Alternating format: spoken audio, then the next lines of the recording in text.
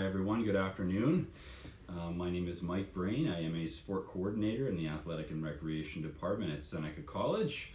Welcome to Try It Thursdays. This is our weekly edition, bringing you some tips and general ideas for exercise, nutrition, etc.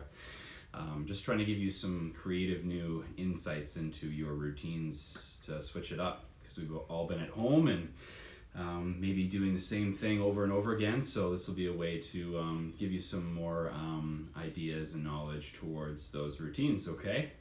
Hi guys, welcome. So again, this is for Try It Thursdays. What we're going to be doing is talking about functional movements and what those are, and we're going to be doing a couple different parts.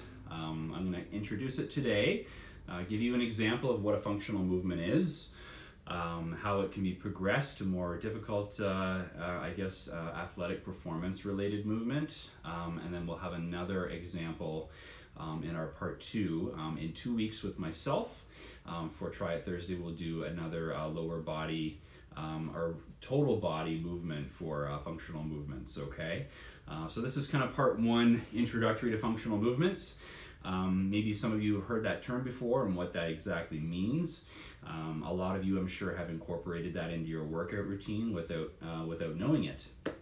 Okay, so basically just a quick little summary to make it simple and to not talk too much. Functional movements are basically something that you would do that would involve your whole body working in different movements. And what I mean by that is different planes of movement or planes of motion. So while we're performing an exercise, usually in sport, when you are twisting and turning in different directions, you are using all 3 planes of motion. So your body isn't just working in one plane of movement. You're not just working forwards and backwards or up and down. You're working rotationally or you're working laterally, and it's usually a combination of all of them, and it happens so quickly that you don't realize that you're actually doing all these and you're moving in these 3 planes of motion. So functional training or functional movements are something that as the human body is meant to do, which is move in all these different ways. And it'll help balance out your body and strength and coordination, agility, power, a little bit of everything. So it kind of involves all those components of fitness. But with saying that, typically they're not more advanced or more difficult, but they will challenge you because you have to now focus on more than one thing. So an example of a non-functional movement would be a bicep curl, which is working in what we call the sagittal plane, or the where you're moving up and down or forwards and backwards. That's the plane of movement that most people work in when you are working out. You're squatting up and down, you're pushing up and down, you're curling. It's almost robotic in a way, where you are just working with your feet planted, staring in one direction, and you're working in one plane. And then you have the frontal plane, so you're working kind of out to the sides. And you're doing exercises in that way.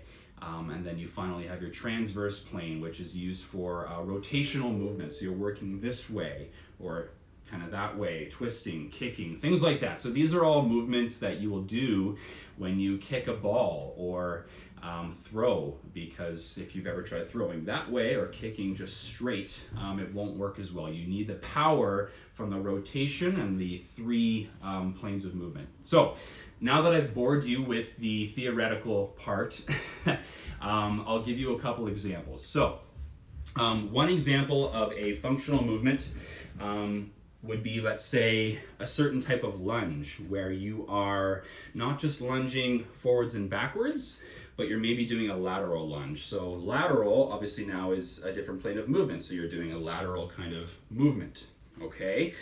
So now there's a little bit more balance involved, as opposed to the other plane, which is just working forwards and backwards. And we're really used to this plane of movement when we walk.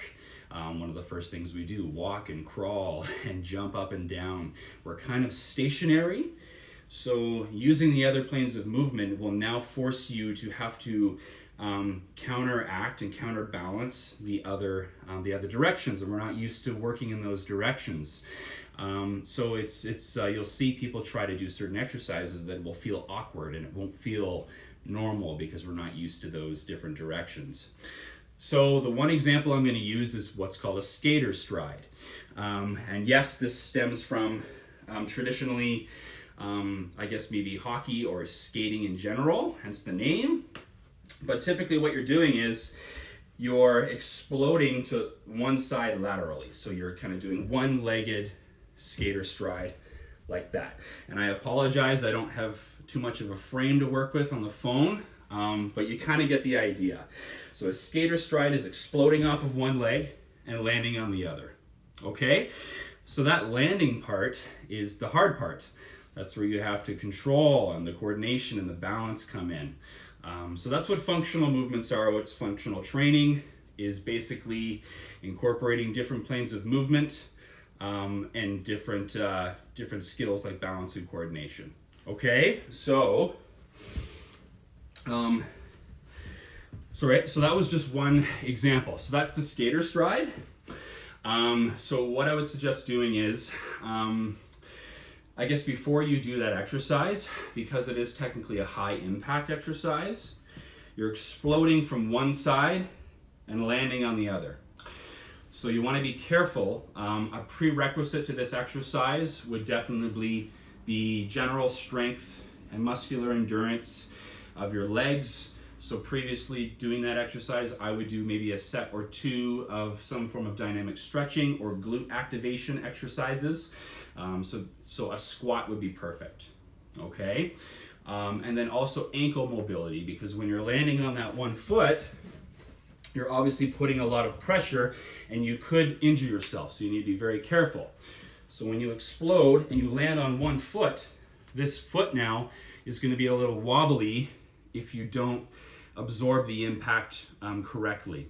So by doing certain ankle mobility exercises before, ankle rolls, even just a regular lunge, just to kind of make sure you've stretched out the Achilles so you have the mobility of the ankle. Okay? So again, I would recommend doing a squat before, maybe a couple sets, and then some general lateral lunges or side lunges to work in that plane of movement. And then you can do your skater stride. So it's kind of like 1, 2, 3. Okay? So that's a functional exercise. And again, sorry, I'm back. So I would recommend trying those. Don't go too far. So like I said, just maybe a couple feet at a time. And then eventually if you feel like you can explode out of that and you can increase the distance you jumped,